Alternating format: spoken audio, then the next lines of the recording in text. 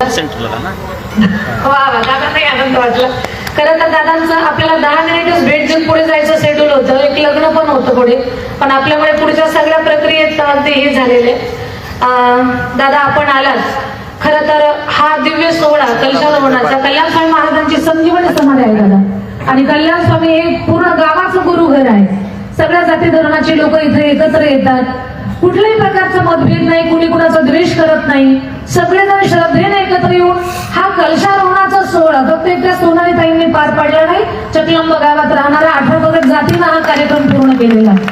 माझ्या एकटीच अजिबात त्याच्यामध्ये योगदान नाहीये, हे सगळ्यांनी म्हणून पार पाडलेलं आहे. जेव्हा कलशारोहणाची मीटिंग पहिली बैठक जेव्हा झाली, तर 4-5 मीटिंग घेत असताना जेव्हा गाव पातळीवरची मीटिंग आम्ही घेतली, सगळी माणसं एकत्र आली आणि सगळ्यांना सांगितलं की आपण आपल्या जिल्ह्यातल्या प्रत्येक नेत्याला आपण बोलवायचं. प्रत्येकानं जबाबदारी घेतली की कोण कुणाला बोलावणार, कोण कुणाला बोलावणार, कोण कुणाला घेऊन येणार. आणि मग दादांची जबाबदारी घेतली आणि दादांनी शब्दाला मान देऊन इथपर्यंत आले. खरं तर दादा आपण संघर्ष योद्धा आहात. खूप मोठं कार्य महाराष्ट्राच्या मातीत की ज्याचं जगामध्ये कौतुक व्हावं एवढं मोठं आपण कार्य केलेलं आहे. अगदी हे काम करत असताना स्वतःचा देह झिजवला आपण, आणि आपलं जे काम आहे जात पात धर्म श्रीमंती गरिबी याच्या पलीकडचं दादा आपलं काम आहे. तुमच्या कामाला वारंवार वंदन, वारंवार सलाम.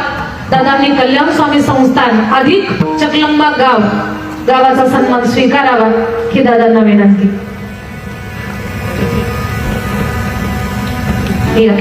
बाबाजी अमर या ठिकाणी या संस्थांचे मठाधिपती महंत ईश्वर स्वरूप चैतन्य बाबाजी महाराज, अमरदादा आमचे दिदींचे भाऊ डॉक्टर, आणि दिदींच्या परिवाराच्या वतीनं या ठिकाणी जरांगे पाटलांचा सन्मान या ठिकाणी होत आहे. आपण जोरात टाळी वाजवून त्यांचं स्वागत करायचं.